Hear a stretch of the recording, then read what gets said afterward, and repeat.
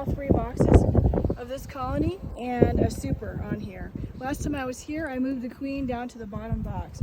So we're gonna have a quick look and see what's going on. I don't really want to split this colony just to show you guys that it doesn't really need to be split. And man, it's windy. Here we got our little pile of bees here. So if the queen's in this box, which I don't know, she could be right here. I guess we'll have a quick look and see what's going on. One thing, actually, before I do that, I'm going to show you one easy way to tell if your colony needs to be split at this time of year is to just look at what's going on underneath the box. So just look at that, and you might have to blow on it a little bit. And I see 1, 2 cups, and that's it. So you know they're not too serious. And this box is very light.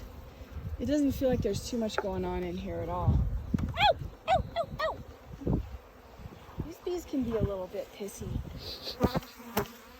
Of course, I didn't smoke them because I want to find the queen. It looks like they have kind of a little chimney going on here. Like the bees are all on this side. There's nothing going on, interestingly, the south side. I've noticed that in all my colonies this year. They're busy on the north sides and the south sides are not. Have you noticed that? No.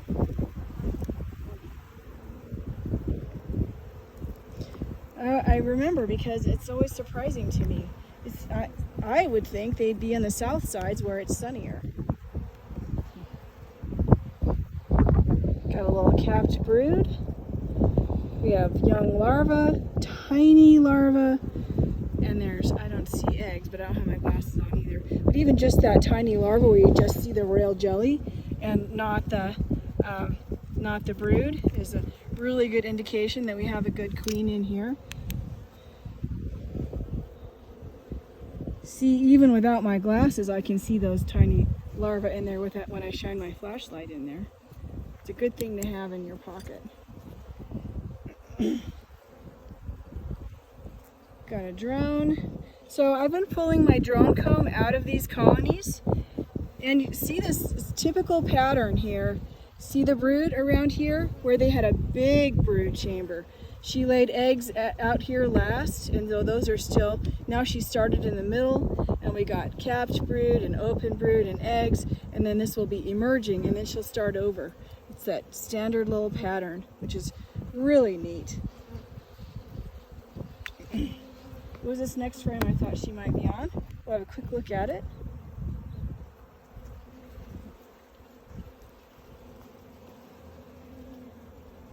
See, I'm not looking at individual bees. I'm looking at the pattern of bees.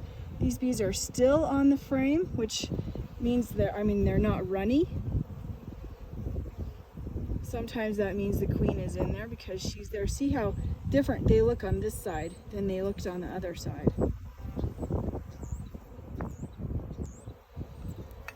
Especially up here. I don't see anything that says queen to me though. So I don't think she's on this frame. But I'm going to demonstrate how you could find the queen if she were in this box, just so that you know how you could do this. So here's what I'm going to do. I'm going to set this box aside, and then I have a queen excluder around here somewhere. I guess we left it over there, right?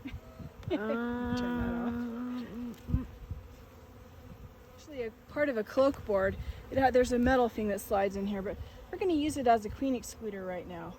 And this is a super easy way to find out if the queen is in this box without actually having to look for her.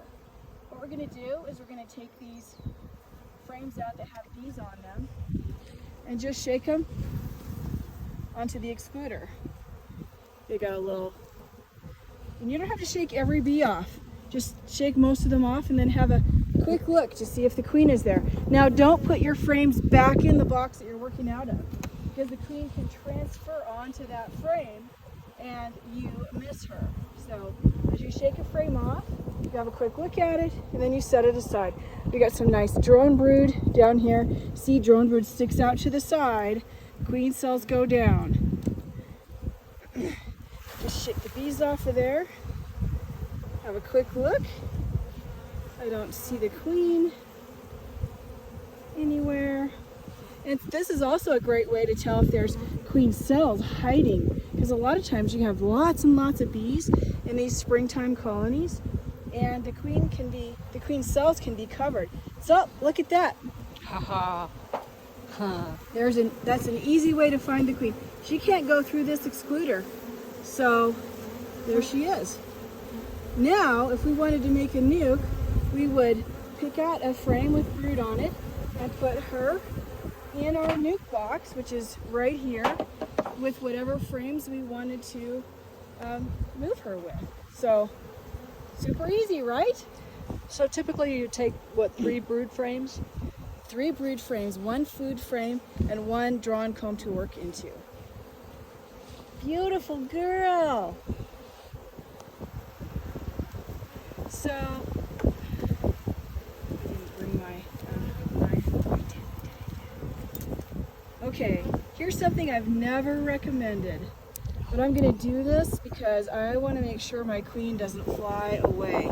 She won't know she can't fly.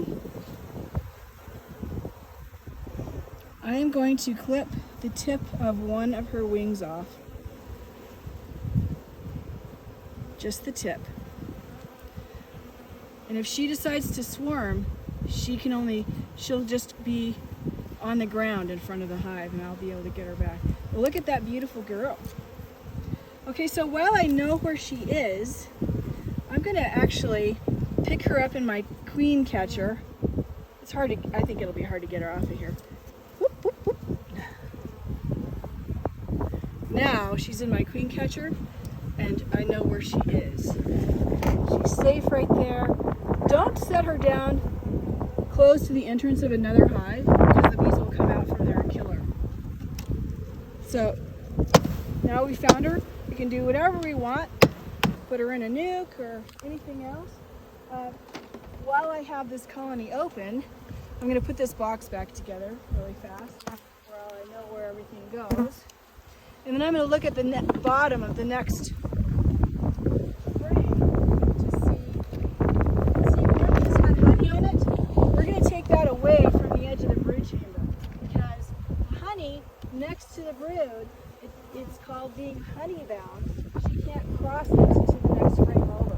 So we're going to bring these 2 empty frames and put them next to the brood so she can lay eggs in them, and that honey frame goes to the outside. So now I'm going to push this back together.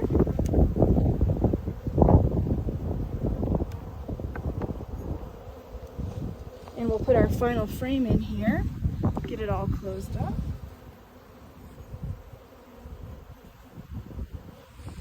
Okay, and while we're here, and we know where the queen is and everything else, I'm just gonna look at the bottom of this box to see if they have a bunch of swarm cups or cells going down there. And I don't see any at all. See, I have some short frames in here, and that's a perfectly fine thing to do.